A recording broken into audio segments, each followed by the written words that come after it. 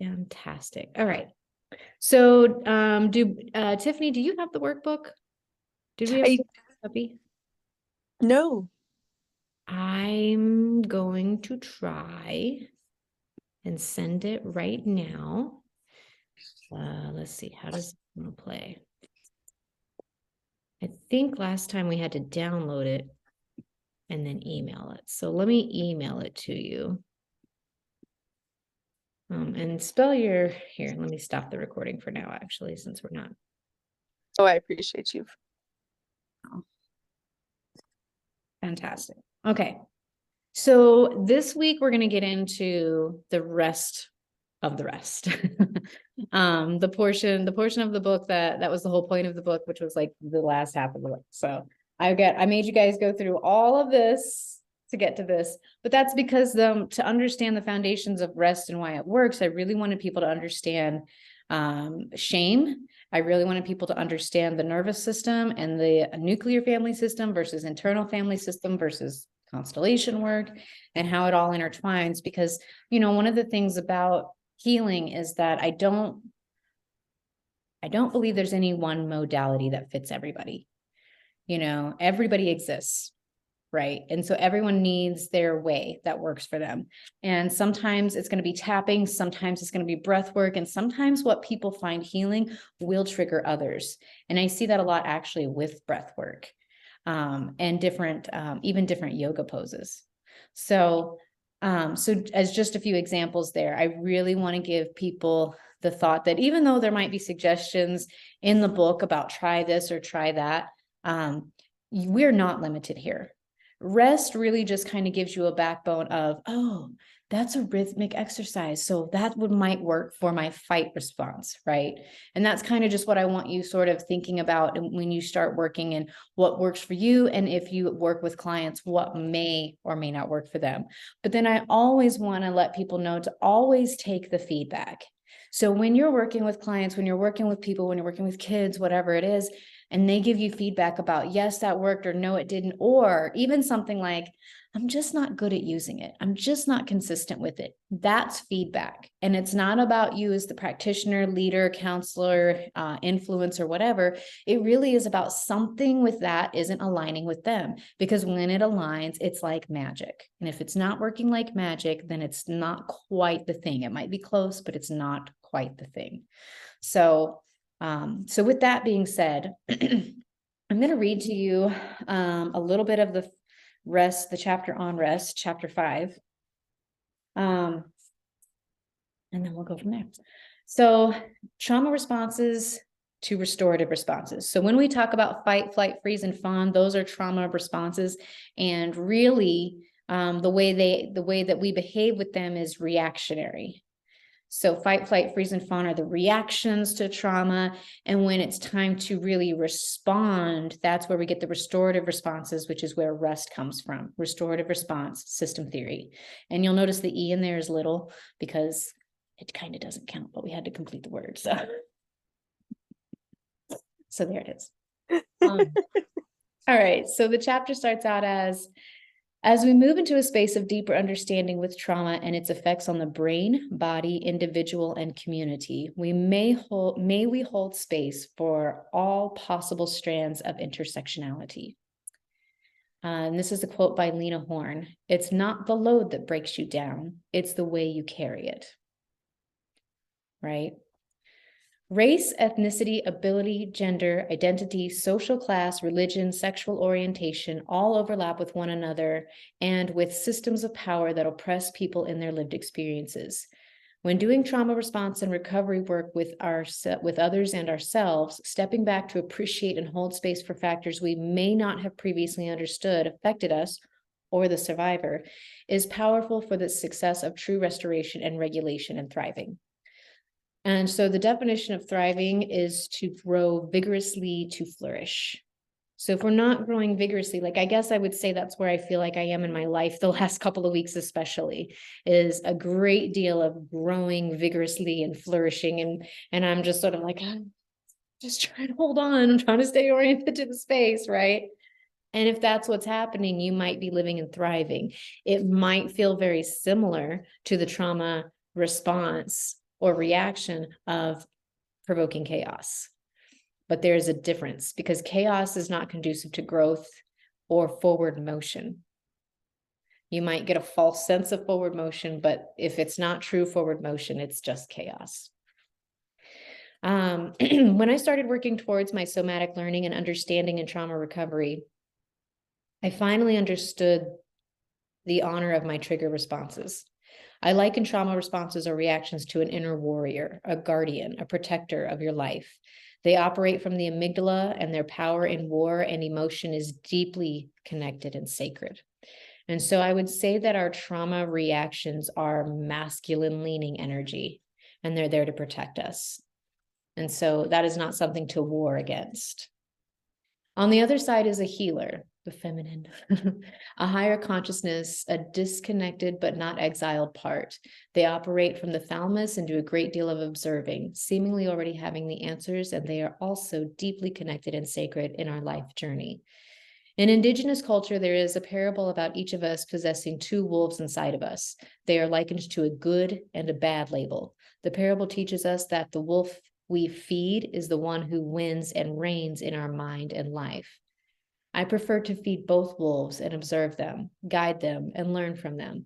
I do not operate from an orientation of good and evil. I find this kind of framing to be limiting. Instead, if we look at this from a where they are and where they prefer to be perspective, we immediately combat toxic shame and invite and hold space for a greater understanding. Out of this framework, restorative response system theory was born. If we have our lower reptilian brain that serves us surviving in this world, I believe the universe also sources us with a restorative response from our higher consciousness. And then I talk about, let me show you. So in your workbook, this may or may not be in this latest version of the workbook, but if it's not, let me know so I can put it back in. But I talk about types of trauma and their scope of experience. And so actually, because we're here, I just need to find which one of my Canva boxes that's currently open is the one with the slideshow. And that's my website, not the Canva. So just give me a moment. Here we are, while I sort through which one is open. So I'm going to screen share really quick.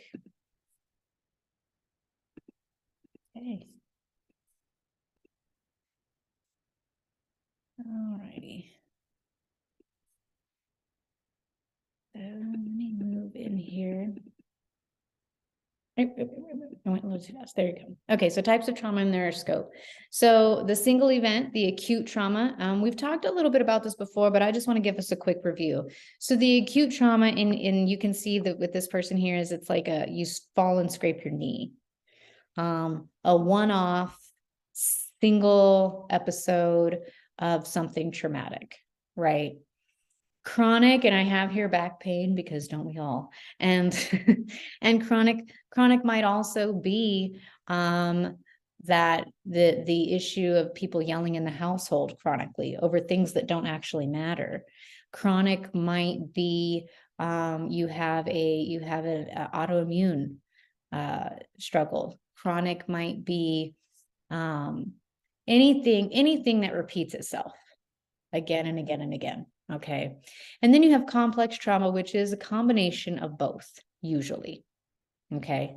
And this is what they look like. You'll see this word individual. So this is what they look like on an individual personal space. So everyone can have the experience of scraping a knee, breaking a bone, damaging a body part, a one-off, a bruise, a bump, whatever. We can all have that experience and that's acute. We can all also have a chronic, maybe we have a parent who yells, maybe we have a stressful job, maybe we have a misdiagnosed illness that just won't go away. Another example of acute is a car crash. Another example of chronic is going to be the car that never starts when it's supposed to. So these are kind of, and you're thinking, when I bring in the car example, people are like, but that's a thing, that's not a person. And it's like, but it's what it represents, right? So for me, having a vehicle breakdown really triggers me, because for me, when I first started learning how to drive, I was gone all the time. I was doing everything all the time away from home because that was a form of freedom for me. So when a car breaks down, even though I'm living in a safe and healthy household now, I still am like, I go back to that 17-year-old me who just bought her first car with cash and is like, no, don't take away the wheels. Don't take away this. Don't do that. Don't disable my ability to leave the space. And so this is what it looks like, human to human.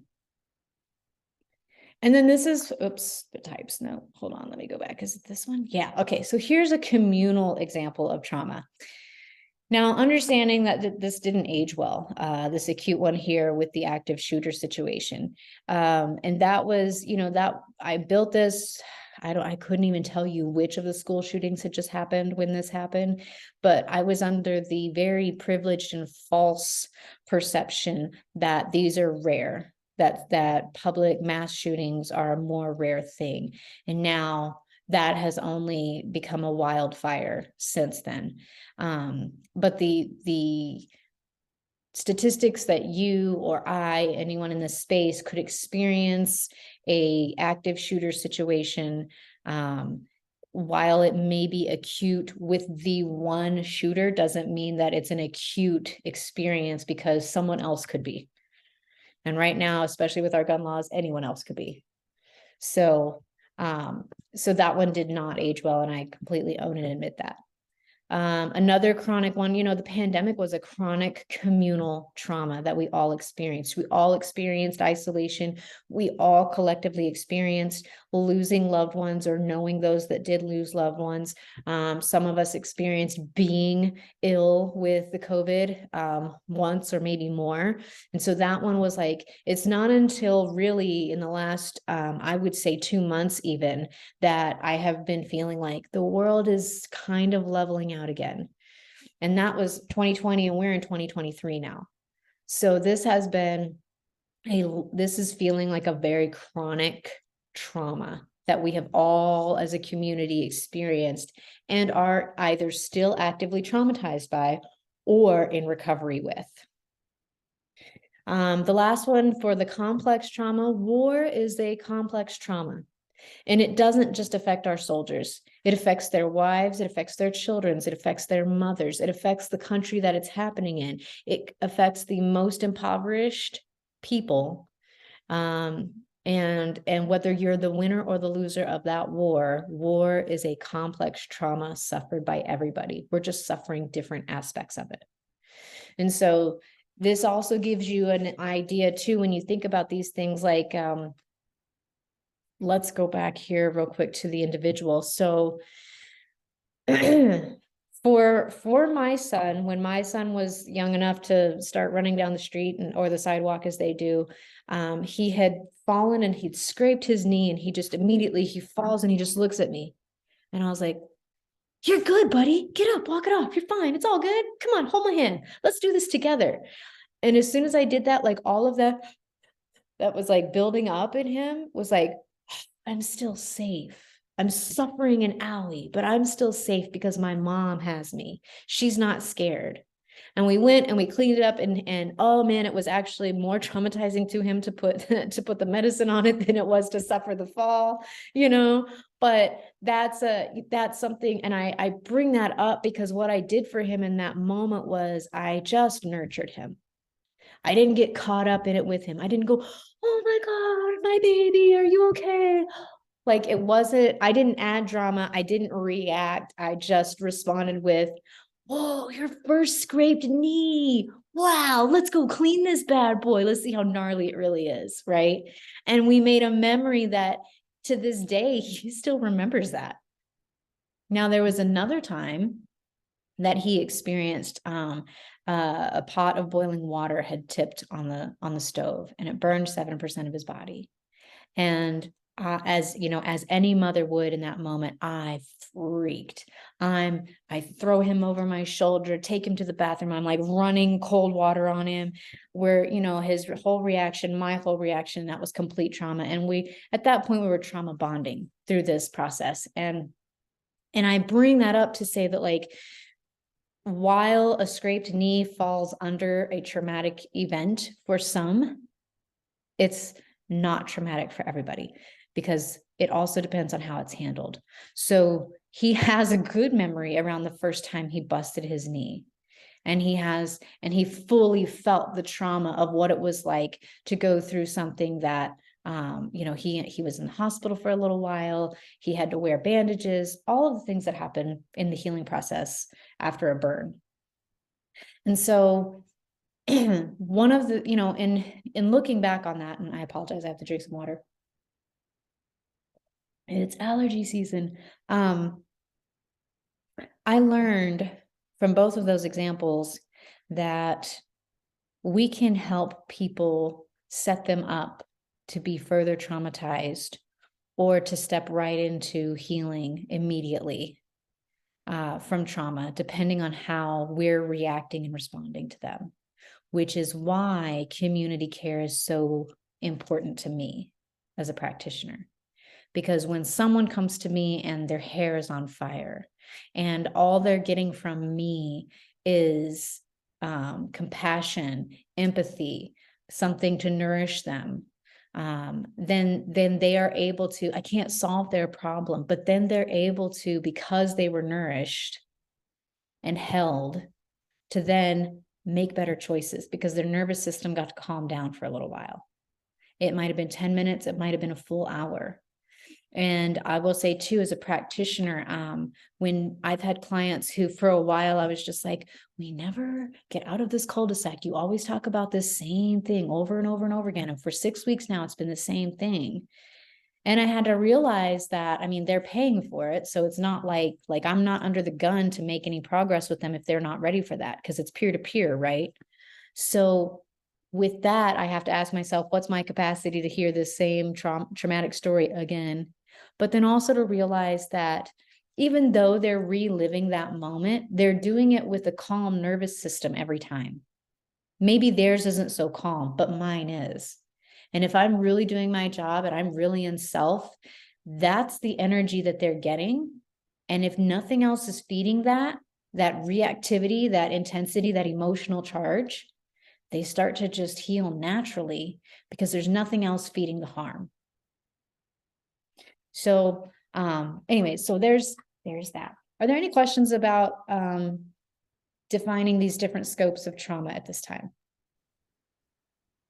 I don't have a question about the definitions, but I do have a question about the person who is reliving things over and over. Mm-hmm. And I've been part of a group that I can't participate in anymore because there are a few people, all they do is relive their trauma for Mhm. each other and then try to outdo One each up each other. other in that. Yeah.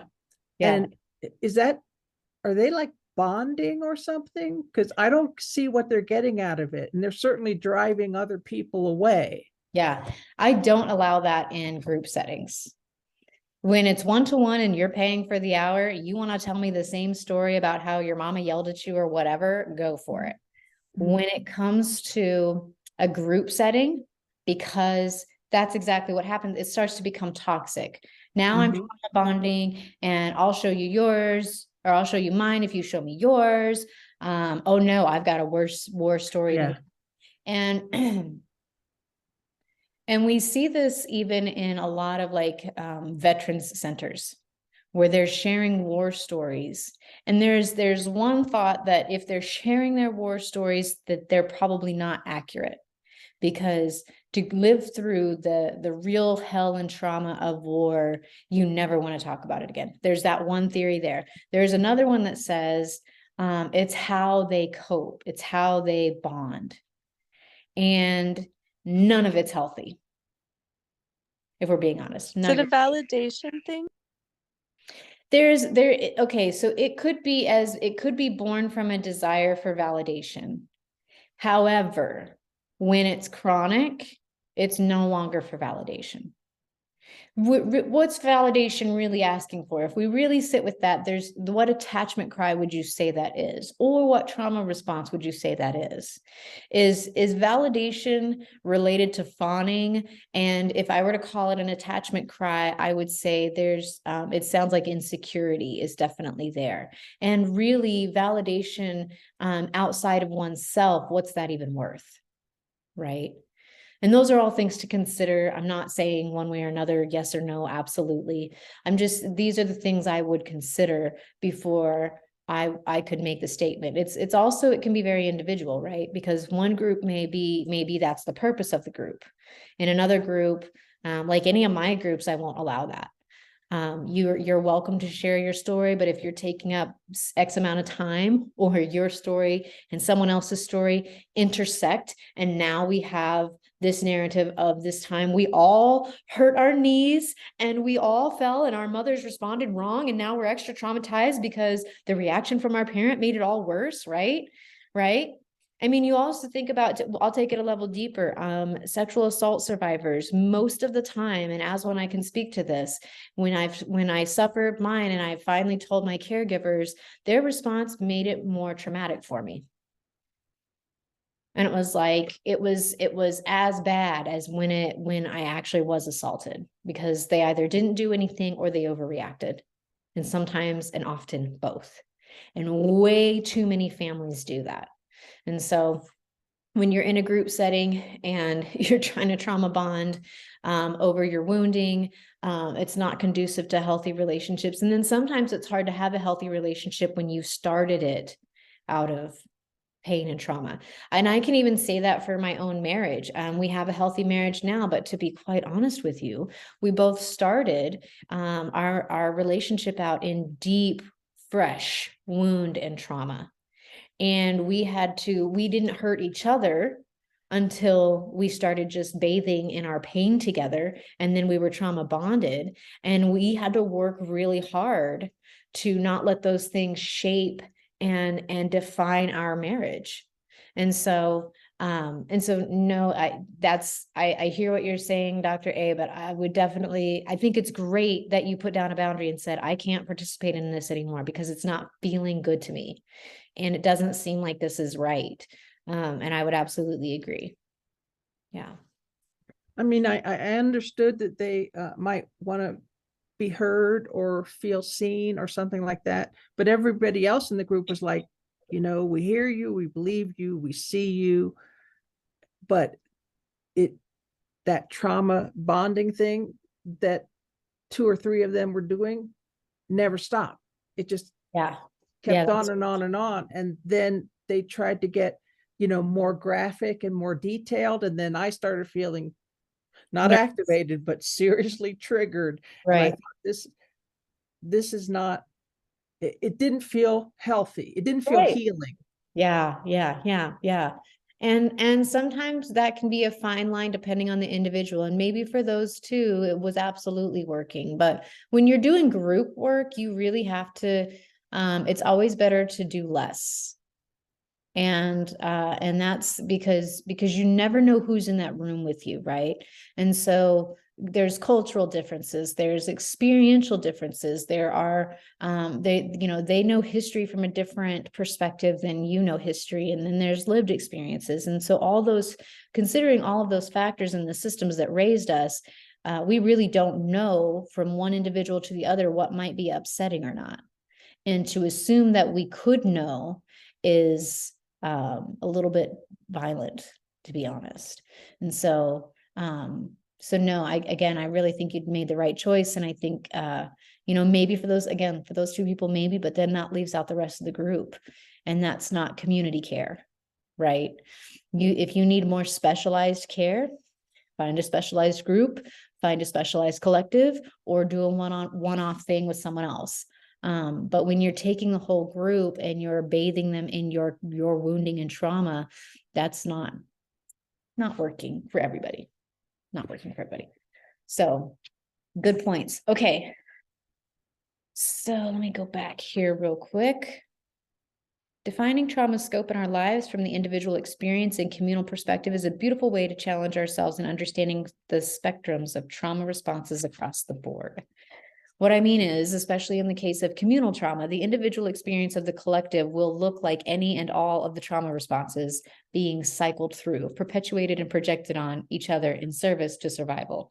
Sprinkle a dab of shame and you have a full-blown mess of a traumatized society. Oh, look, aren't we just talking about that? The effects of trauma reactions being left unhealed, unanswered, or unchecked is a hotbed for toxic shame and systems of power to operate.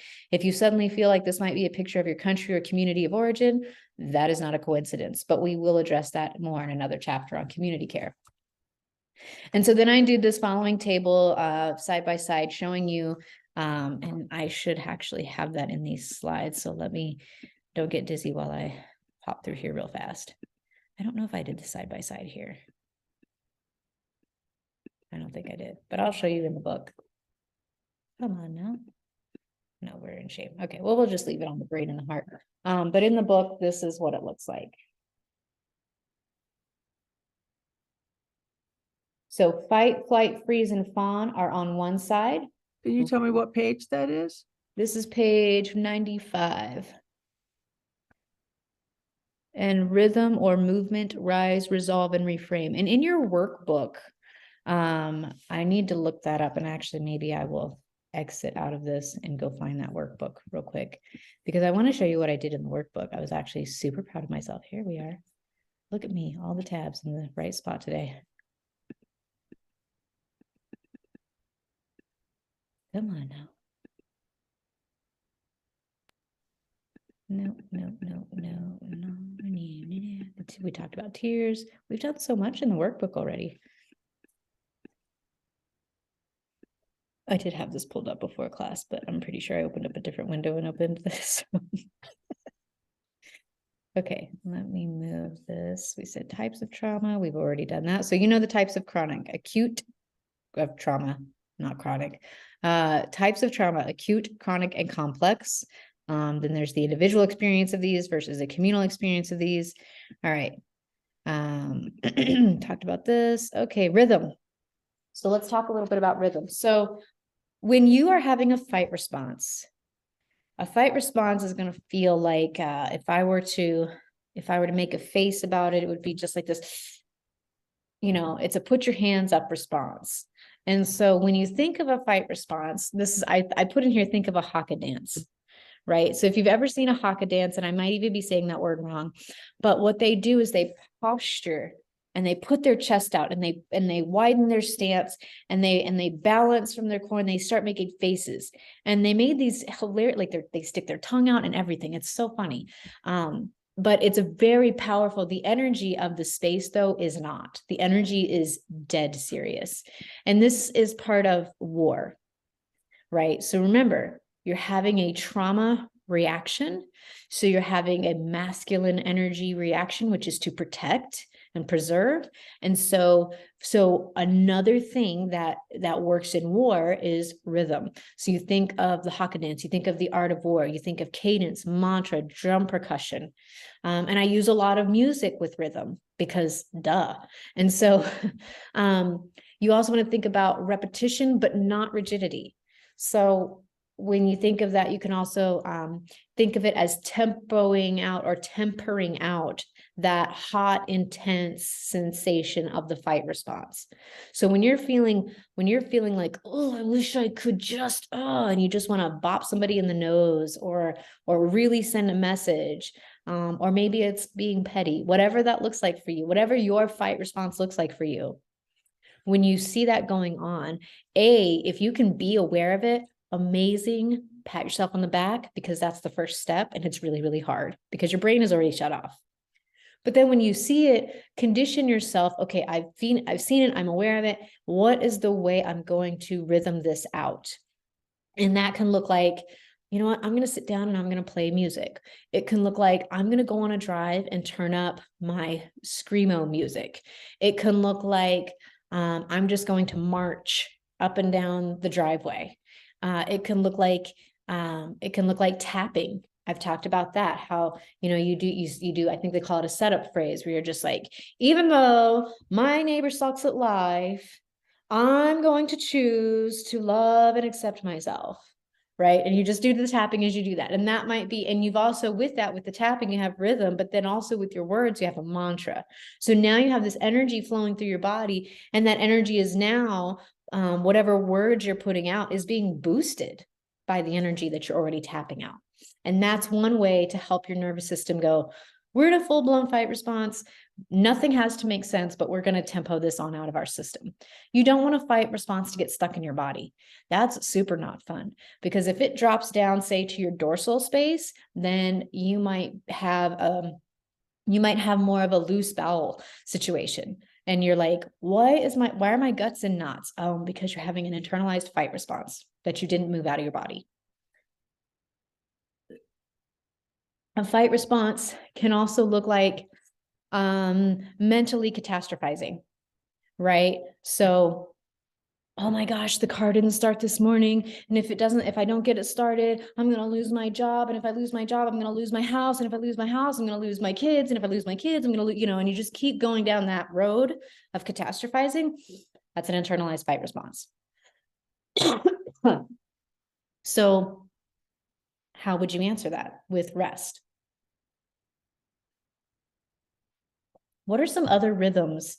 When you think about rhythm and patterns and cycles, what are some other things that might come to mind? Drumming. Mm-hmm. Rocking. Absolutely rocking, yes. Tapping your foot. Yep. Or clicking your pencil. Mm-hmm. Yep. Also good. Bobbing the head. You can just sit in a mirror and just, I'm fully pissed off right now. I really hate this situation. And it does help the body. Just It totally does. Right? Letting that energy out, right? And you're bobbing and Yeah. you're tempoing it out of your body. I do that often, actually. All right, hold on one second here. I have to go get some more water. My allergies are draining. One moment, sorry. No worries.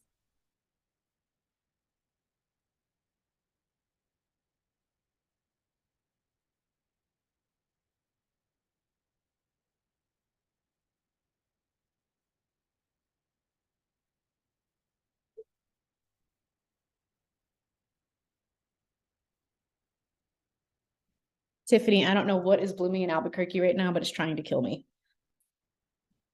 My sinuses are having a fight response to all of this right now. I have no idea what's blooming, but it's getting a lot of people for sure. It's the first year of my life I've ever had allergies like this. And the other day I thought I was going blind. That's how bad it's been. I did. Oh, no. I was up till 1 a.m. trying to flush something out of my eye, and I'm like, I'm going blind. I was not doing well. So, Oh my goodness. All right, are we gonna chill? Is this gonna keep going on? What's happening here? I think we're good for now. Okay. Sorry, guys. Okay. Is the screen share paused? Okay. New share. I guess it didn't. Okay. Resume share. There we go. Okay. So, all right. So rhythm. All right. Are there any questions? Have you ever rage cleaned? Has anyone ever rage cleaned? I've totally rage cleaned. You were resourcing yourself on a fight response. And I point that out because a lot of women do this. A lot of us women do this because we're not allowed to be angry, right? Societally, we're not allowed to be angry. So a lot of us rage clean. And it's a way we resource ourselves. And I point this out because I really want us to see that, like, when I say things like tapping and haka dance and stuff like that, if that's not a natural resource for you, it's probably not for you. But most everyone, I'll say, in that I encounter is very familiar with this rage cleaning. Oh, I can't do anything about this situation. I'm going to go in here and I might die of inhaling bleach, but that bathroom will sparkle for 3 weeks now. Right? Like, and I'm turning up my music. If who's your rage cleaning playlist? Who's on your rage cleaning playlist? I'll give you, my first one is Pink. She's mad. M&M's on mine. Who'd you say, Tiffany? Eminem. Mine's Eminem, Gaga. Gaga. This Oh, is as loud as it can go. Yes. yes, I want that playlist. Yes, yes. So we all like I say rage clean. It's like, oh yeah, I got my playlist. It's in the back, like it's queued up. I don't have a playlist for anything else except for when I'm mad. Okay, like that's how much that works for me. So you have already been employing rest in your life when you have been rage cleaning and you have your playlist. There's music going on in the background, and that motion of scrubbing and sorting and pistolage, vacuuming, however you're doing that, all of that is a rhythm response to a fight response. So it's not that hard. I say it's not that hard. This isn't actually that deep in the science, even though we could take it there. So when we feel like a rhythmic tapping can help, so that's what you want to do. Let me see what else. So the goal of the rhythm stuff Mhm. is to get the fight response out of our body. Mhm. To get it out is to honor it, right? If I sit in my fight response and I hold it in, it's like a fart. There's no good will come of that, right? It's going to cause toxicity somewhere in your body because the body keeps the score. So if you don't feel it, you can't heal it, and you will hold it, and it will be felt in other ways, and usually in chronic illness. So feel it, heal it, send it out, wish it on its way, release it to its destiny. Okay. So understand that the restorative response system is in no way a replacement for your natural genetically encoded trauma responses that serve you to keep you alive. Okay. The restorative responses are just that. They are our response to the triggers post-trauma. And sometimes, where possible, simultaneously with your trauma reactions and triggers. Okay. So an example of this might be, Dr. A, instead of going back to, if I were to go back to that group, I might start playing music every time I feel like this has gone too far with this trauma bonding. I'd be like, I'm gonna have to turn that up to cope with this, right? Right. And it would be effective and it would work and people would get a message, right? They may not like you afterwards, but it would work. So trauma reactions equal good, life-saving responses to the threat of danger. Restorative responses equal good, thriving responses during and after trauma, threat, and danger. Okay, both of them are good. You have your trauma responses for a reason. This is not to replace them. This is to, in addition to, when you're ready to heal it, when you're ready to shift back into thriving, when you're ready to shift out of survival. That's what rest is for. Okay. Restorative responses are something we can use in the moment with the client, or something we can assign or educate them about to resource within themselves in the interim between sessions. The vast options in treatment and restorative responses is part of why it is so successful in treatment and healing of trauma and shame. Considering how you choose to employ rest in that space or field is perhaps the determining factor in what comes to and repels itself from you and your desire. And I'm going to pause here because I know that this morning I watched a live with Miss Tiffany talking about tapping and money mindset. And I was like, it's so rest. That is so rest what you did this morning. I thought of you. Yeah, that was a really cool experience using tapping. And tapping has always been just a really good rest response, or It is. yeah, it helps. Yeah. I'm glad you saw it. Right. Yeah. So for those that don't know, you'll have to remind me the exact phrase, Tiffany, but if you know anything about EFT, great. If you don't, it's emotional freedom technique. You can check it out later. But there's sometimes when we're struggling with something, and this is an energy thing, right? So if I say I desire this thing because I'm in desire of it, I'm actually deflecting it from me because I'm embodying the energy of longing and without. And not having it. Yep. Not having it, right? If I say, now I could switch that and maybe I don't have it, but I'm not going to lie and be like, I feel it, I smell it, I taste it. Oh, and I might not do that. Right. But I might go, and it is here with me. It's coming to me. It is, and maybe coming to me actually is still borderline, but you want to bring it into the space, into the present moment you're in. And so instead of going, oh man, I can't wait till I have, we call it big girl income and I'm making millions of dollars a day, right? I can't wait till that. Then that's not going to work. If I instead say, I embody the mindset of a billionaire woman with big girl income on the daily, and I am going to operate and make decisions as though I already have my billions. I am going to wish well on people as though I already have these billions. I'm going to operate in these ways. So then I'm attracting it. And I say all that to say that, like, that's a part of, that's how you know it's rest versus trauma reaction. Right? So it's already being present. It's already bringing it into the moment. It's already accepting the healing. It's already accepting the, it's acknowledging trauma happened. Yes, it did. And acknowledging it is so important. That happened. Yes, it did. That's such a powerful statement. But there's also, or I should say, and also, that happened. Yes, it did. And I am equipped to heal it. I am equipped to respond to this. I am equipped to grow from this. And oh my gosh, the things in front of me are so much better than what just happened is now behind me. So I don't know if you know this, but oftentimes with, I'll just talk about this real quick. Emotional pain is something that happens in trauma right after trauma. And scientifically, it only lasts up to 3 hours, 12 minutes to 3 hours. So when someone you love passes away, your emotional wound only lasts 12 minutes to 3 hours. Everything after that is your trauma reaction.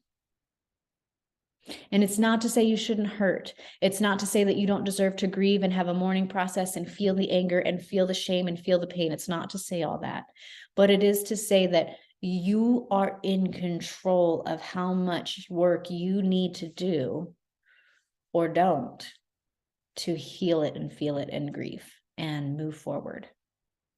And you also have every right not to. You have every right not to.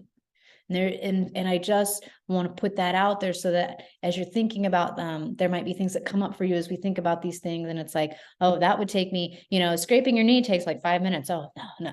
Where, the car wreck is going to take you months because you're going to have flashbacks.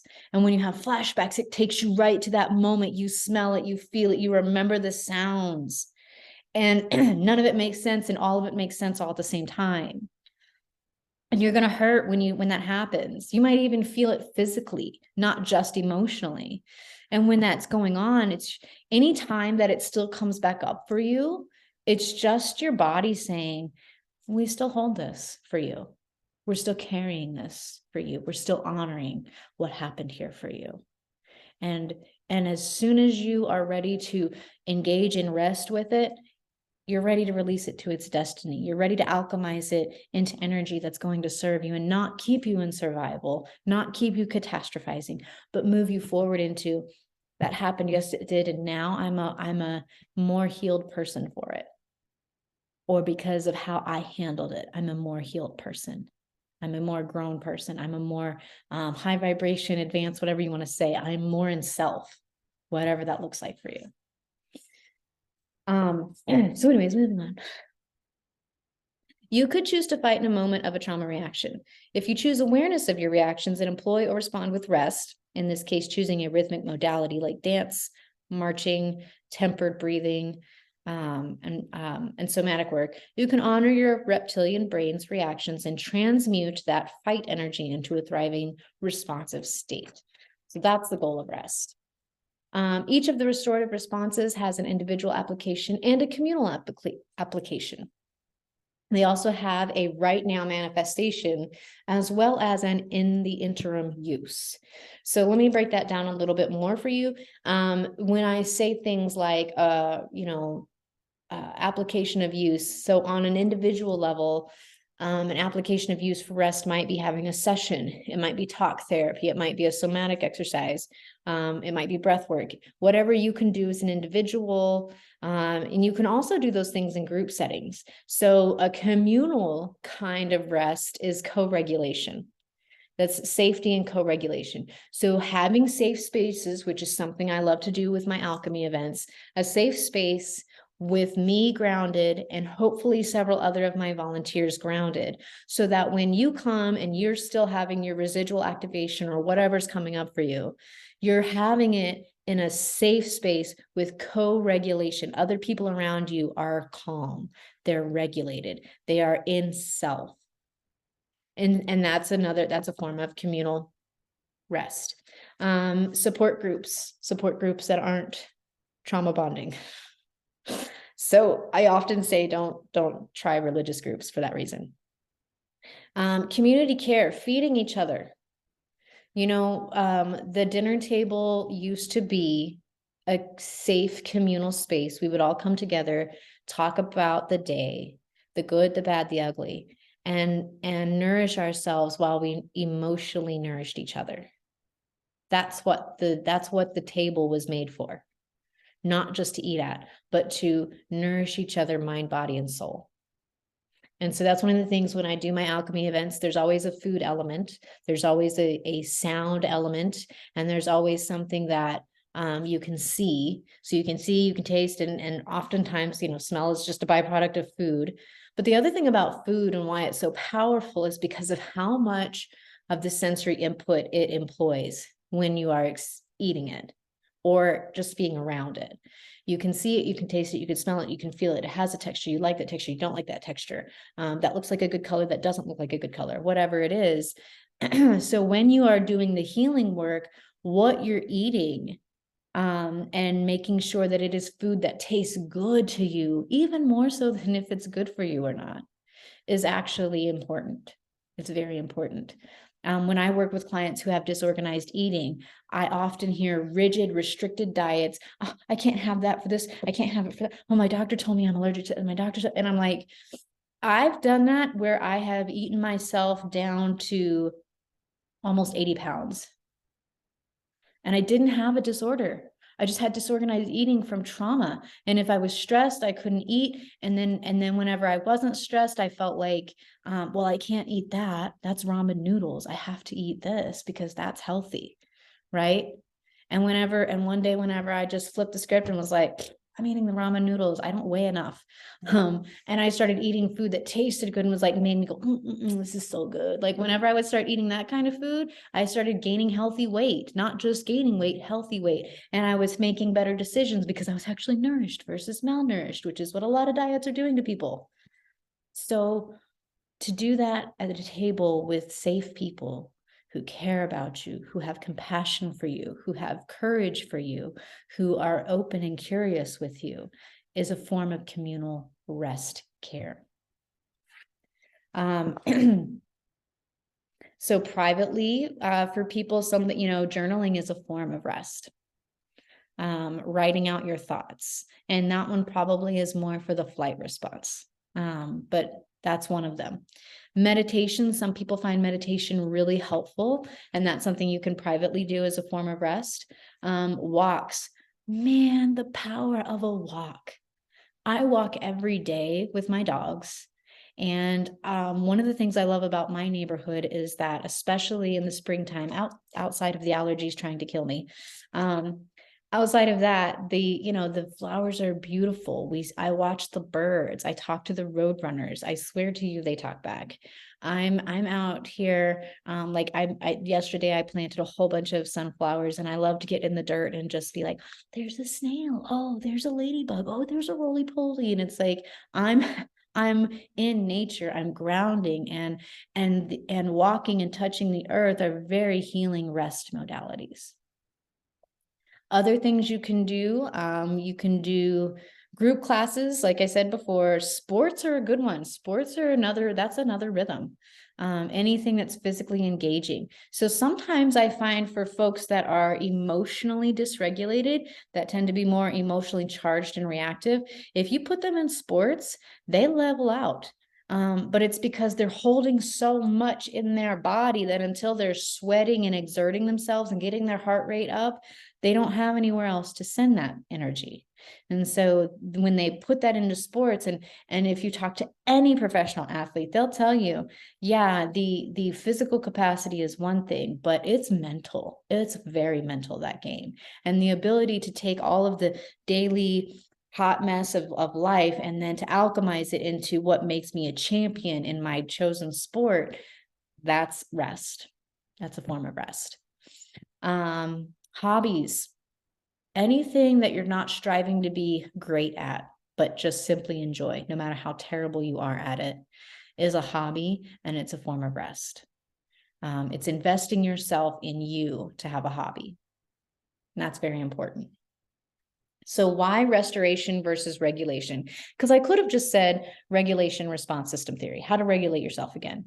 And the reason is because to regulate something is to have a rule or directive made and maintained by an authority. And while if I am my authority and I am self, and self is who's in control of this, that can sound really empowering, and it can also sound really intimidating, right? Especially someone who's never experienced that before. So while I encourage us to be the authority in our lives for the trauma survivor who has rarely, if ever, been allowed sovereignty of their own life, this can feel a bit weighty and overwhelming. It also implies that if we are not the authority of our life, someone or something else is, and that can feel oppressive, overwhelming, and shameful. If I make it into adulthood and suddenly am allowed to speak for myself, I may respond in a trauma response. How could I gauge my life from any other framework? A regulation also implies intense change and rigidity. It can give an implication that what humans are supposed to be at their core looks the same across the board, and that's not equity, and therefore cannot be the framework for healing. Trauma survivors need room to be curious and courageous, messy humans as they find their way to restoration. What looks like homeostasis for one human being is not going to be the same for all. Restoration, however, to restore is to return something to its former condition. I believe that before we were even formed in the womb, we were perfect beings who existed in an eternal state of homeostasis. Definition of homeostasis, real quick, is a stable equilibrium between independent elements as maintained by physiological processes. Before we were given a lower brain, that reptilian brain that serves us in survival, a higher brain and consciousness existed. That is what we call our cerebrum. That is also called the telencephalon. I'm trying to say that correctly. So it's in the book, Telecefaln, telencephalon, and the larger upper area of the brain, or the frontal lobe.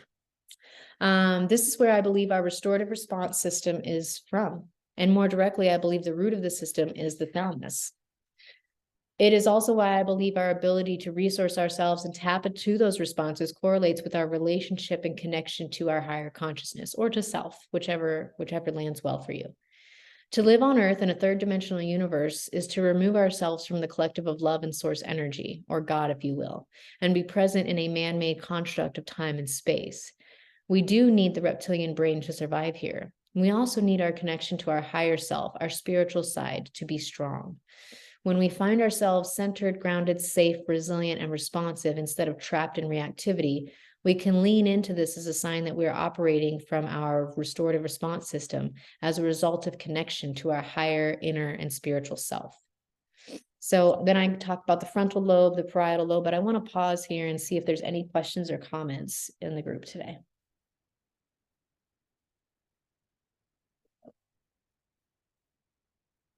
And also sip my water to keep combating these allergies.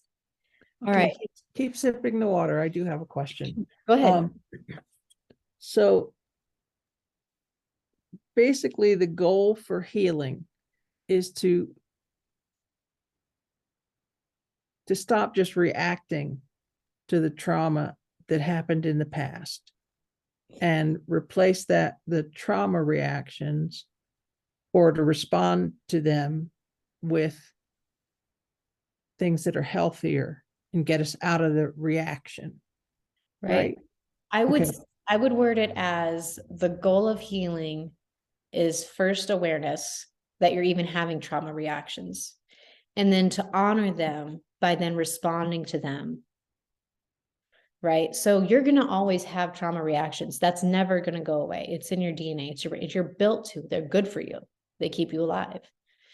But when they happen and your nervous system is never allowed to go back to a regulated state, or you're not allowed to reside in your window of capacity because you've got to be pinballing between activated and dorsal shutdown, then there's to think that you could not have those reactions anymore is both scary and unrealistic. To, however, say that happened, yes, it did. And I don't have to keep having flashbacks, or I don't have to keep feeling that chronic pain, or I don't have to suffer these nightmares. Instead, I can shift, and I don't have to keep making decisions further and further into survival. To say, I honor that it happened, and I see that what I need is, triggers and things like that are all unmet needs, right? So this trauma happened, there's basic needs, right? Food, clothing, and shelter. But then there are needs that come with having lived through trauma. And those needs are safety and regulation in the nervous system. And then healing can happen. But until I have had those needs met through honoring those reactions and start responding to them, I'm going to be a hot mess for a while. And I never want anyone to feel discouraged about, oh, I keep doing that. I know I do that. I watch myself do it and I just keep doing it. I never want someone to feel shame about that, because it's a perfectly normal process. And it's also information. It's feedback from your body saying, hey, still didn't learn it yet. It's cool. Just letting you know, you didn't learn it yet. It's fine. You can still do this, as evidenced by the fact you still fucked it up again. Like, that's what it is. It's all information, right? So yes, it's a rest is the answer to fight, flight, freeze, and fawn. But but the reason why I believe in it more than a lot of other modalities is because it honors fight, flight, freeze, and fawn. And just here in rhythm, I'm not telling you don't fight.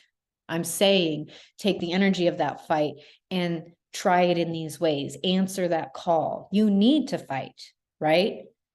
But you can do that in any way you want to. And here are some ways to do it that are healthier, that might serve you better, that might serve you in thriving beyond survival.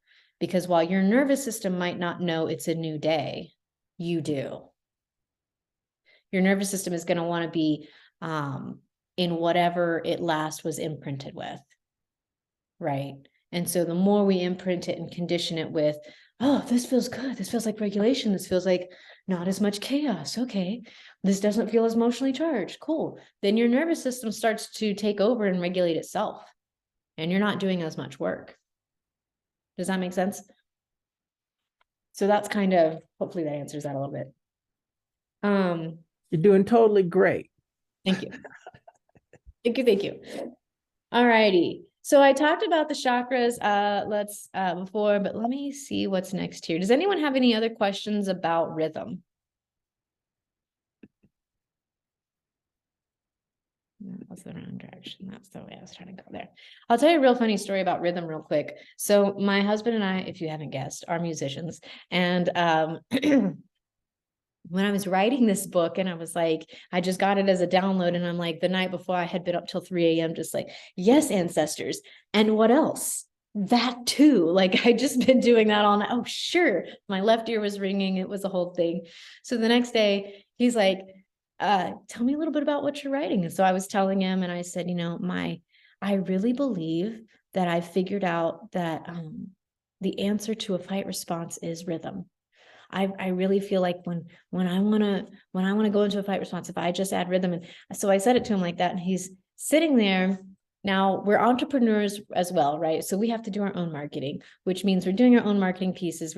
So he's got a video that he's trying to get out on YouTube, and it needs something else. And he's such a He's such a stickler and so wonderfully so about making sure it's just right before he puts it out there, where I'm kind of like a TikTok person and I'm like, let's see if this challenge goes viral. And he's like, no, it's got to be branded. The brand's got to sit, the logo's got to sit here. This has got to be, like he's into all those details, right? Which is great. So not my scope. So he's working on it. And he's like, it needs some, this just needs something else. What did you say? You'll have to tell me about that later. I'm just trying to figure this thing out. And he just can't figure it out. So he sits down at his keyboard. Now I've just told him what rhythm is. Okay. And he sits down at his keyboard and he starts playing a song he hasn't thought of in years. And it's got a little sticking point. And he's like, da, da, da. And he's working it out. And finally he figures it out. And he gets the whole song all the way through. And he's like, yeah, I've got the answer for this video. And 2 seconds later, he's already solved his issue, the content issue he was having with this video, as well as figured out the song he hasn't thought of in years. And then he looks at me and I'm like, way to live my theory out right in front of me. And he sat there and he goes, I get it. Rhythm is the answer to fight. And I was like, oh, you're so brilliant. Like, so great. And so I share that because it's like, that's how natural it is. That's how natural it is and he's a man, right? So fighting is kind of more his energy. And he was fighting with this content piece. He's like, I just want to throw this all away. What would I just throw away this whole piece here? Should I just, I'm really struggling with it. And then he was able to get through it because he tempoed out that fight response that was keeping him from thinking clearly about ways to solve this thing. And so once he got his brain back online and he was a little bit more regulated because he tempoed that out through rhythm and he figured this thing out, it came to him right away, which is that right now manifestation piece. You might be feeling all kinds of, but once you honor that that's what you're feeling, and then you channel it and alchemize it through rest, right now, boom, you're ready to move forward. And no, it doesn't solve everything, but it is so much better. And it's so much more natural, so much more natural. Okay, so that's a little bit, that is fight and rhythm. Okay. And now we're going to go to rise. So rise to meet yourself in flight, find a place to land. Ask yourself, like, where am I running to? And sometimes you're just running circles in your head, and sometimes you're just running through the emotion wheel, and you're happy and you're sad and you're angry and you're chronic and you're whatever. And then ask yourself, like, is this emotional flight or is this mental flight? And one can influence the other. And maybe you're running through the emotions wheel and you're catastrophizing as you go, and you got both feet, or you got both wheels on the ground, and you're just flying away through all the things. And I'm just like, oh, that makes me sad. That makes me angry. Oh, I would so kick someone's butt if it got that terrible, right? Like that is a rise. That is a flight response. How many of your senses can you involve in rise? So, and this doesn't come up in the fight response so much because it's just about shutting it down. Fighting is really about shutting it down. Rise is about running all the way away. So your heart rate starts to raise up. A lot of people experience anxiety when their go-to is flight, because if you don't have a place to fly away with, that's why for me, if my vehicle is broke down, I start getting anxious. And I'm like, I can't get out of here. I can't engage my flight response. What am I going to do? Right. And so I think about that. And then I think about like, sometimes rise can be met with smelling a flower. I'm feeling anxious. Let me just stop and smell the flowers. Literally doing that. If I am capable of doing that, if I'm capable of thinking that, I'm going to stop and smell the flowers, because now I have engaged sensory input, which is my scent. And now my brain is going, flowers smell good. Maybe we should slow down a little bit. This isn't so bad. Like, it just starts to naturally do that. So that's why I bring in smell as an example of ways to answer in a rise response. Rise to meet yourself. You're walking down the street because you're frustrated. I did this the day I launched my book. I was so frustrated because I had an editor that fell through, and then I had somebody else, like 2 different people who were supposed to make sure this book looked amazing, fell through at the last minute. And I'm like, this book is not going out, not because I screwed up, but because other people screwed up. It's so unfair. Oh, so unjust. So I'm on a walk and I'm like, piss station, walking down the street, like little Marvin the Martian. I'm angry. And then all of a sudden, here comes a roadrunner. And I don't know if you guys knew this, but New Mexico does have clover. And I saw some and I was like, what, in New Mexico? So I went over to the clover and I'm like, I start thinking about, I remember my grandma liked clover and she used to search for the 4-leaf clovers. And I wonder if I can find a 4-leaf clover. And so I'm in this flight response and I naturally resource myself by going on this walk. And then on this walk, I discover another way to meet that response through being able to slow down and literally smell the flowers or just touch the grass or the earth in some way, shape, or form. Right. So again, not complicated, but I naturally resource myself. And there are other ways to do this too, right? So another great one for Rise is playing. And playing tag is a great way to use your flight response. And so with my kiddo, we love to play pranks on each other. We're chronic with that. And so we do things like we'll hide around the corner and jump out and scare each other, or I'll just be walking by him and then I'll just tag you're it and run away. Right. And whenever I do that, whenever I engage in play, I'm resourcing myself. Like, let me break it down for you like this. When I was a dog trainer, dogs would play chase. And that's one form of how they engage their flight response. They've got their flight response, so they're going to honor it in play through running, through chasing each other. Now, you might think that the dog who is chasing the other dog is the one that's really engaging in the game, but actually the one in front is in charge of the game. The leader is in charge of the game. And they're the one that directs if we're going to duck and dodge and how fast we're going to go and how slow we're going to go and when we stop. And I say all that to say that in a way, our children do this. If you've ever watched kids play and they're playing tag and they're chasing each other, you'll see them, ducking and dodging and like whoever's the one in charge. I'm trying not to get tagged. I'm not trying to be it, right? So they keep making moves in flight. And so through play, because we take it back to an emotionally uncharged space, to a non-triggered space, to engage in play through the act of playing tag is one of the ways we can meet our flight response in Rise. And I will say this, the longer I've been a mother, and the more I've gone back and played with my kid in some physical capacity that would match rhythm, rise, resolve, and reframe, I have done an exponential amount of healing in playing with my kiddo. And it's benefited them because they only know their mom to be an ever healing person. They know she has suffered some really bad things, but they also know that mom is okay. She overcame those things and she plays with me and she engages with me. And so if you've got grandkids or if you work with youth or if you just want to go hang out by yourself and go play these things, very healing, and I highly encourage it. Some people do like running. I'm not one of those, actually. I run for my life and that's where it ends. And so if danger's not there, I'm not a runner. But some people do love it because they love that feeling of their heart racing and they get caught in mouth. And I don't know, like that doesn't sound fun to me, but they really love it. And so that's a great example of where, like, for me, that sounds like trauma. For them, that sounds like, oh, I'm healthy, I'm doing a good thing, I'm challenging my body. And kudos to you for that. But no, it's not for me. So, but if that is your thing, you're using REST. You're using REST. When you think of rising, and you think of, now let's see, let me actually go in here and see if I can find it. But what are some other ways you think sound like rise?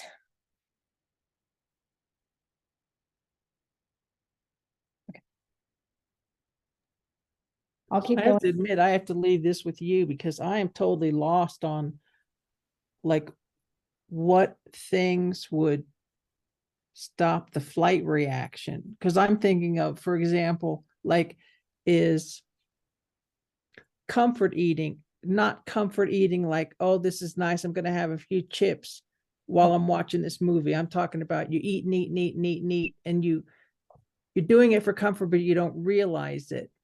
Is Yeah. that flight? That's a great question. It can be an internal, it could be an So it internal, sounds like it feels like you're avoiding it or you're running away from right? it, even if you don't know what you're running away from at that moment. Yeah, yeah, it totally could be. It's a great point. So again, we don't want to stop these responses or reactions. We want to honor them. So, if you do tend to eat and eat, then it's really about just switching out what it is you're putting in your body, not necessarily stopping that habit. Right. So if your go-to is to eat the ramen noodles till you run out of them, then I would switch it up with me, popcorn is a better choice. And it doesn't have to be the perfect choice, right? So maybe some people go all the way and they're like carrot sticks and that's it, or whatever. That could work, but it's also very individual, right? So you want to test it out and see what works for you. Tiffany, I see you raising your hand. Go ahead. Yeah, I wanted to just share ice is a really good one for that one. That's right. Because then it's the crunching and stuff like that. Mhm. Although I always wondered if that one was for freeze, because I felt like I was putting a blanket on. I was like piling on dirt, like don't see me, don't, I'm eating, like I don't know, it felt more like um I don't know, I needed to rhythm through that though. So I I'm mean, and not quite sure. remember, you can be in more than one trauma reaction, and therefore you Uh, more than one rest response. okay. And that's again Okay. another reason why it can be so individual, right? Well, Um, and hiding under blankets feels like flight to me, like it could, well, yeah, okay, but you're right. Okay. Put yourself there. True. So think about it like you're this. still there, but you're not there. Right, right, Yeah. right. So think about it like this. I have a client who comes to me and they're just anxious and just I'm just and then I go and I say, "Can I put a weighted blanket on you?" "Oh, sure. And they start to calm down. Mm-hmm. So I didn't stop their flight response. I met it. I met it with a weighted blanket. And for some people, what they might need as a rise response is to soar, and you need to take them on a walk, and they need to walk and talk at the same time while they work it out of their system. And that can also lean into that rhythm space too. Sometimes they need someone to go pause, have a weighted blanket. And so you're not in avoidance, right? Like this is not good and bad. And sometimes you do need to avoid. Sometimes you do need to flight. I'm honoring that flight and I answer it with a weighted blanket to comfort you, and their mind might race for a little while longer, but then they're regulating because their body now has something touching it saying, you're safe, you're comforted, and you're co-regulating, right?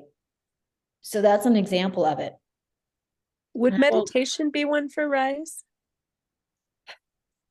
Oh, so let me say that like this. Meditation sometimes can be very good if you're already well versed in meditation. But if you're new to meditation and you try to do it while you're in a flight response, all you're going to do is get your mind racing.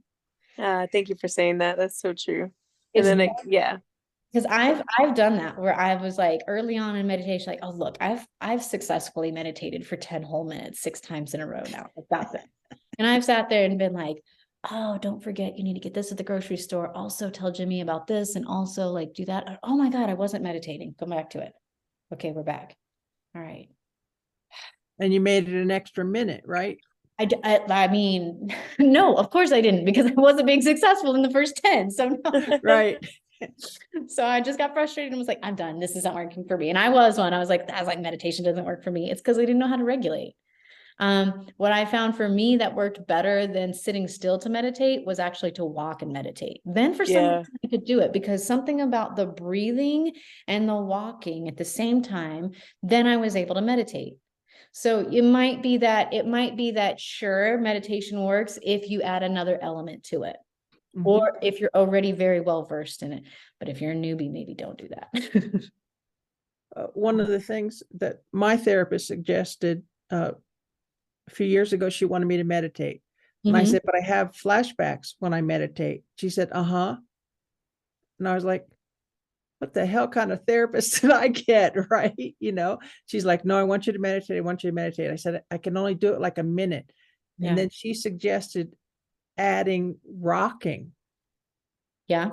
Yeah. And oh my God, that made such a huge difference. I'm probably up to like 5 minutes That's awesome. now before Yeah. my brain goes Yeah. into, you know, the Right. crazy mode. Right. That's Right. great.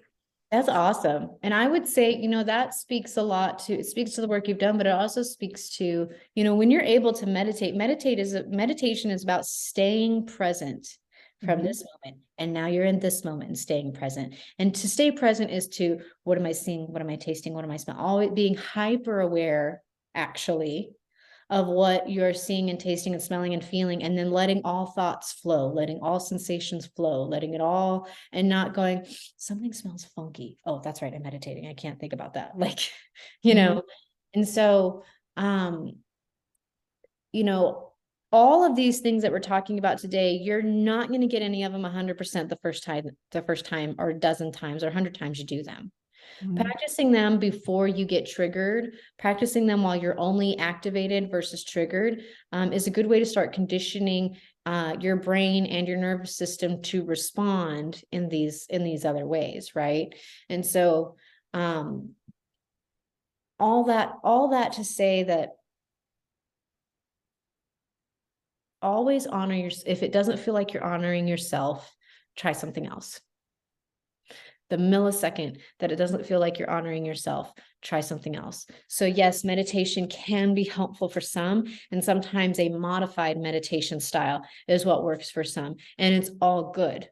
All of it is good, but it's what works best for you, what honors you, what honors what's coming up for you. And so if it's making room for flashbacks to happen, on the one hand, flashbacks mean that your body is saying, hey, we're still holding this for you. And whenever you're ready to heal it, we're ready to go with you. And sometimes it can just feel like you're right back in that moment of hell and you don't know how to get out of it. Right. And I think flashbacks are an opportunity to like rewrite the narrative. So that's more of a fawning response thing. And I won't get into that yet. But yeah, just sort of sit with that. And I'm going to read a little bit from the book about the RReST response. So we know that flight is the urge to run, fly, leap, or put the skinny pedal on the right to the floor, so to speak. However, if we see an individual in a state of fleeing when danger is not present at that moment, how could their trauma response be influenced to shift into a restorative response? Give them a place to rise, to land, to perch, and to resolve. And how? If I'm being perfectly honest, everything about this response is my life in writing this book. Suffice to say, I found myself suffering burnout, compassion fatigue, facing a mountain of shame and trauma for what seemed like endless months. I did the very thing I was in denial and yet altogether aware of about doing. I knew I needed this to survive, and that was I fled. I ran away. I went into hiding to keep my family safe. Then I decided to migrate and further run back to the land of my ancestors. I was not running like a coward. I was returning to the places and spaces that I need to heal and fully live my purpose. I'm a healer. I'm a human. I accept myself. I decided to rise up and heal myself. I understand that life is really messy, is really messed up sometimes, and it doesn't matter how good of a person you are. You are as good as the choices you're allowed to make. Those choices made from spaces of unhealed trauma and shame do manifest. The negative energy is being spent within yourself one way or another. The thoughts and conditioning you subconsciously operate with are either controlling you or being controlled by you. And I say all of this to say I'm honoring my flight response with rising to meet it in safety and understanding. I'm rising to resolve from all the freezing I've ever done. I rise to reframe what I have fawned for. I rise to pause, to rest, to play, to move to rhythms, to ebb and flow with experiences, and to honor what I have fought for, against, and with. In doing so, I heal me and mine. Also, if you're reading this and you can see flight or escape rattling you, rise to meet it with courage and leave that town, both figuratively and literally. if only for a while, go travel in the corners of your mind, geographically, and with books and good stories. Create your story. Rise to meet your heart and follow it. Rise from the ashes. Rise.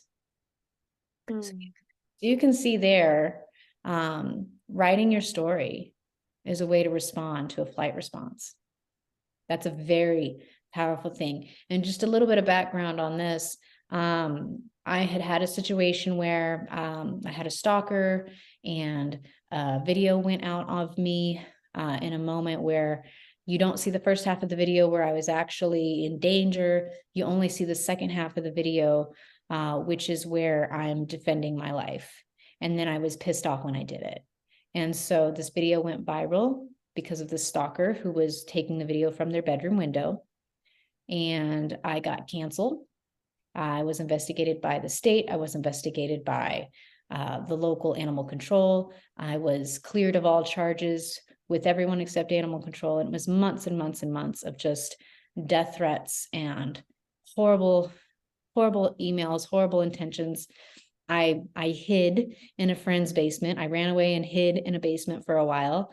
And then whenever I thought nobody was looking for me too much, then I moved out of the state and I moved back to where I grew up, which is really not a good space for me. But I felt like I could go there and do some healing work and really just release some things. And then I moved on with my life after a while. After the case was closed, after I've sold my house and shut down my business and flipped my life upside down. And so I absolutely had a flight response. I had other responses going on too, but to meet my flight response, I did exactly what it called for.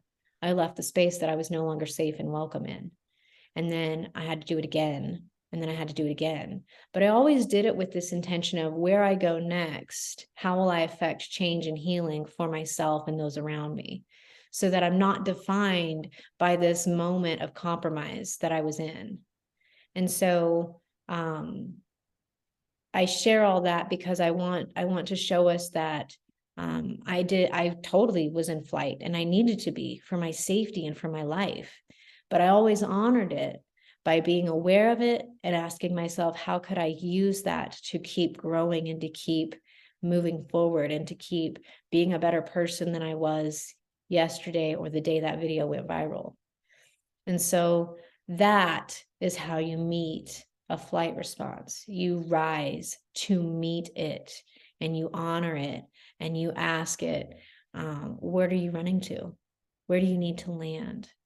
So you need a safe place to land. You need a safe place to perch and oversee. And maybe you just need a better flight pattern than circles. And whatever that looks like, rise to meet it. So that is the rise response. These hours go by so fast, guys. So that is rhythm and that is rise. And next week we're going to do resolve and reframe. And we will be using the workbook a lot from here on out, because I wanted to show you, I'll give you a sneak peek. You already have it, but resolve. So I have this cool little reflect, embody, self, observe, laugh, vibrate, exhale as part of resolve. So these are some of the things that we'll go over next week that aren't in the book. This isn't in the book. This is only in the workbook, this piece right here. And it's so important because it's part of that rest and healing work. So with that, I'm going to go ahead. I'm going to stop this, stop sharing and come back to this room. And I just want to ask, I'm going to open the floor up for some questions. Okay, I have one. I don't want to keep us too late because it's like snap and we're at 6:30, you know? I mean, wow. So basically, healing can't work or start or whatever unless you're safe. That's correct. Okay. Safety is the key to healing. Yeah. Yeah. And I want to also state that the hard part about that is that especially when I'm working with clients, they don't have the privilege of safety. Everyone has a right to be safe, but not everyone has that as a privilege. And so sometimes I'm working with clients who are still in unsafe spaces. And this is why I don't talk about, well, if you're not doing this and you're not healing, you're not right. That's not true at all. Surviving is life. Healing is life. Thriving is life. And wherever you find yourself in that is nothing to be ashamed about. And it doesn't mean you're incapable, because I did state in this book, you can do these things while still living in trauma. And it's just conditioning you and resourcing yourself for the day you're finally safe. And then when you get there, you can actually enjoy that safety and appreciate that safety because you've done all this work to get there and you honored yourself the whole time. So safety is key, but honoring yourself where you are is the first felt sense of safety that a person gives themselves. I am in a shitty situation. I hate everything about my life. I find myself chronically cycling through fight, flight, freeze, and fawn. And I sometimes know exactly the shitty choice I'm about to make, and I make it anyways, right? I never want someone to come to me with that story and feel like, I can't tell her that, she'll judge me. Or I'm a terrible person for that. Or I'm in any way defined by that, right? You're just surviving. And what a beautiful thing it is that you can and are and continue to do so. And if and when you're ready, because it's absolutely your choice and not everyone can and make it there or will make it there, but if and when you can, there's another side to this, which is that rest space, not space. So yes, safety. And if you've read The Body Keeps the Score, which is like a small college book, that's one of the things he says at both the beginning and the end of the book, is that the treatment for healing trauma is safety first. So. Well, and I have to say, your clients would have a safe space with you. So it's not like they don't have any safety, because they would have you. Have it with me for 1 hour when we co-regulate and they're safe. And even if they're cycling through their story and trying to do their best to make meaning of it all, they're still safe. And they're with a grounded, regulated nervous system. There's a lot of power in that because it's still conditioning them to know what safety feels like. Because sometimes if you've never felt safety and then suddenly you do, you get scared. Like, oh my gosh, this feels safe, run, flight response, right? Or should I beat it up? It feels safe. I don't know. So, and I do want people to be honored wherever they find themselves. And then I want to always consider what other factors might be here that I don't understand. So just, for me as a white woman who grew up in the Midwest and now I live in the Southwest, how I perceive the world versus how my husband, who is a Black man that grew up in Philadelphia and has traveled out this way, how he feels and is oriented to the world. Trauma is not same across the board in that way for us. He lives in a more hyper aware state about exits than I do. I tend to be more hyper aware about like when the cops are following me somewhere, or I think that they're following me somewhere, right? Not to say that he doesn't have that too in some way, shape, or form, but we've noticed that between us, that's one of the differences. I get more, and he's like, I know my rights. And I'm like, it doesn't matter. They're armed. Like, I have all these I catastrophize. And he's more like, it's a fact of life for me. And to me, it's like, no, that danger is still an option to me. Right. And survival can feel like that. Sometimes the choices we're even allowed to make, not everyone gets the same choices, right? I think about the systems like the school to prison pipeline system. It's a very real system. It's targeting our kids, and they're targeting kids that don't have other choices. I feel the same way about the military. And I know I'm still recording this, but I'm going to say this. I feel like our military targets our under-resourced children who can't go to college otherwise, or who can't have a stable living environment without being told exactly what to do and how to do it. And when they do that, it makes great soldiers, right? And they're going to survive. They're going to be surviving monsters, like in the best way. They're also going to be defined by that because they're stuck in survival. And it doesn't mean they can't heal from that and go on to be more and better and different or whatever. And maybe some of them find that to be the most honorable way they could live their life, is to be a soldier for their country. And I would want to honor that too. So those are just some examples of, understanding trauma and how it lands differently for people, and safety might too. Safety might too.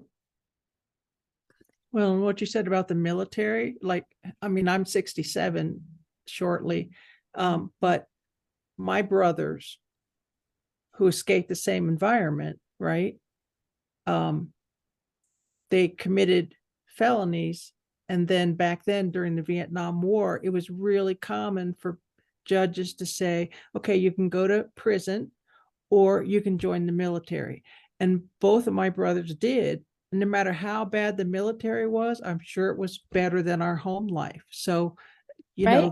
that was a safer place for them. Yeah. Yeah. And isn't it sad that that's their options, right? I know, especially if you watch like the Vietnam War movies that are considered really realistic with the kind of emotional and physical abuse, and then to think that people found that safer than their home environments. I mean, All the time, wow. right? Yeah. Mhm. And maybe not always safer, but I do know how to survive in that environment.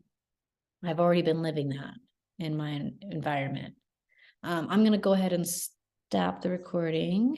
Thank you all for watching.